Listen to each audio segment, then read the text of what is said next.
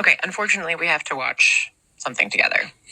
So, as of today, I have done something that I never thought I would do.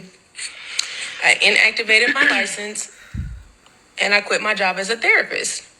And I feel so relieved, but not for the reasons that y'all think, right? The Lord revealed to me that he needs more of his believers in area of deliverance, not in the area of diagnosing. Because the thing is that, oh Lord, and hear me by the Spirit, these people do not have mental health issues. These are demonic beings that have access to their body, to their mind, to their... She goes on to say that she knows that this is true because when she was a teenager, she always wanted to unalive herself, and no one else around her was doing that. So it must have been a demon. And I honestly wish that I could be this person's therapist. I debated whether to make this a funny video, and maybe I'll make a funny one about this later. But instead, I'm making a serious one because I take this very seriously, actually. I'd love to hear from the knitting cult lady, my friend, what she thinks about psychosis and cults. Because as I've deconstructed evangelicalism over the last whatever many years, 10, 20 years, depending on where you count, the farther I get from it, the more it looks like religious psychosis. Obviously, I'm not an expert on mental health, therapy, etc. I'm not an expert on cults. I would also like to see my friend knitting cult lady weigh in on this very topic. But I am somebody who has deconstructed from religion. I think a lot of people would refer to me as an ex-evangelical, although I came from the Reformed tradition, a Calvinist Presbyterian church in America. So I never considered myself an evangelical. Back then, I considered myself a Calvinist. But I think, whatever. Look at me still parsing this down, still thinking that differentiation is important. But I think most people would consider me an ex-evangelical. And I have some lay thoughts. I have some thoughts as a member of that community, not just my own Presbyterian community, but also the homeschooling community, where we interfaced with folks. Hang on, my poodle's coming in here. Hey, bud. Okay, I have now acquired a geriatric poodle and also a tiny dog. So we'll just let them hang out in the back while I finish this video.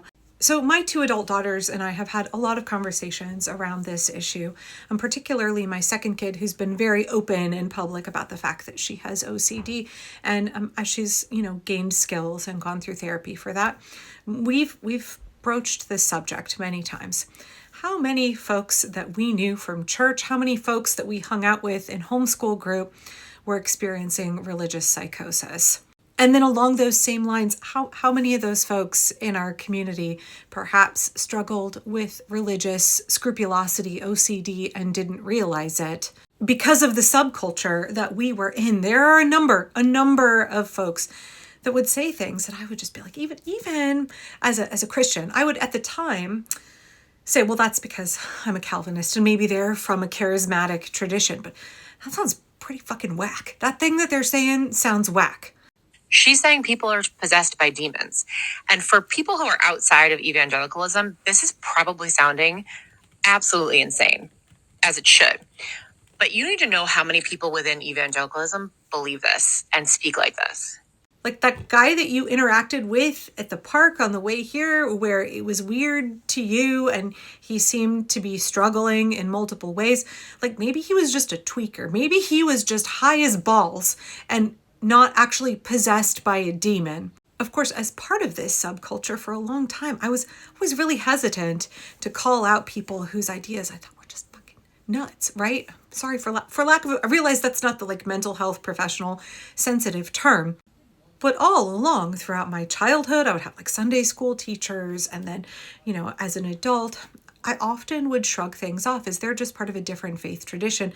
But at the same time, I'd be like, you really think that people are possessed by a demon? Yeah, evangelicals do. They really think that there is this spiritual warfare that's going on all of the time. And I actually think that this conversation is incredibly relevant when we are looking at MAGA.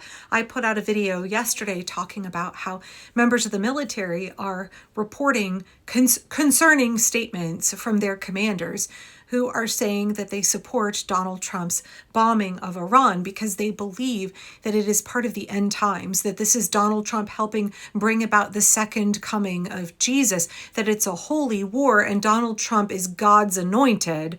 And I think I even said in that video, wow, this is giving spiritual psychosis from officers in the United States military. That's very, very, very concerning. And obviously more than 100 members of various branches of the armed forces are also concerned enough about it to file complaints, being like, hey, my commander is telling me I have to come to his Bible study where he's going to talk to me about how Donald Trump is God's instrument to bring about Judgment Day, and there will be a river of blood of God's enemies, and like anybody who doesn't convert will be thrown into the pit of fire. Pretty sure it's a good time to have a conversation about both spiritual psychosis and scrupulosity, OCD, because I think we have this belief in the United States, especially if you come from a Christian tradition, that people who are deeply spiritual are somehow more holy, and we don't question people's attachment to their faith. And maybe we should. I was just looking at this study that came out. I'm looking at it here. It's entitled Psychotic Experiences and Religiosity, Data from the World Health Organization's World Mental Health Surveys. Now, this is back from 2019, so it's a couple of years old, but not super old. And it looked at the percentage of people who experience religiosity. In particular, they were looking at people who were assessed for having psychotic episodes, religiosity, and how often were they already religiously affiliated. The survey looked at 25,542 respondents, and of those, 85.6% reported having a religious affiliation. An analysis of the survey showed that 4 of 5 indices of religiosity were significantly associated with increased odds of psychotic episodes. They found that there was a significant association between increased religiosity and reporting more types of psychotic episodes. I don't have it in front of me now, but yesterday when I was reading up for this study on members of the military thinking that Donald Trump is God's anointed, that about 40% of folks who have psychotic episodes report spiritual psychosis, believing that God is speaking to them, or that demons are possessing people, or that they see angels, interact with angels, those kinds of things. High rate of that. And I can't help but wonder how many people who believe that when they pray, the Holy Spirit is speaking to them, or they believe that they can perceive that demons are influencing people, possessing people, or they believe they have the gift of prophecy, that God speaks through them, what have you. How many of those people are experiencing religious psychosis? I don't know. I don't know exactly, but it does really give me pause when I look back now as somebody who is long deconstructed, although you could argue that deconstruction work goes on kind of for the rest of your life.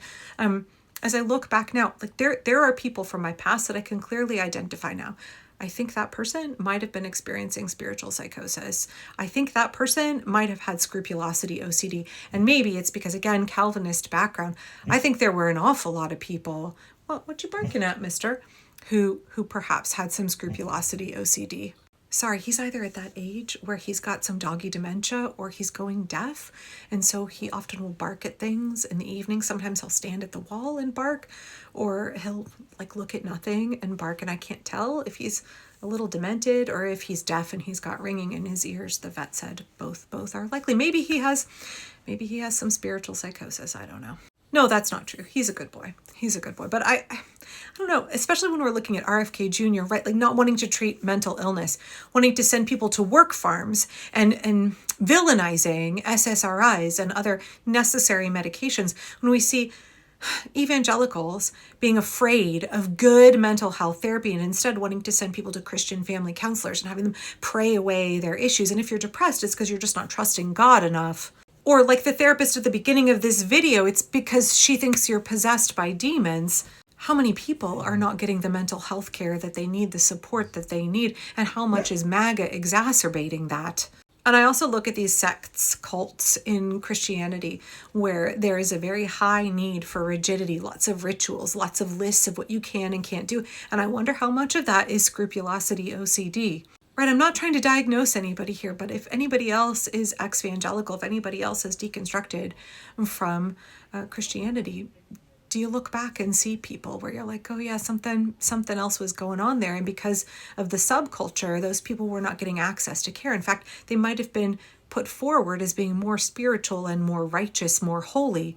I don't know, especially as I think about how many of those homeschool moms I used to hang out with are way, way deep in the cult of MAGA. Yeah.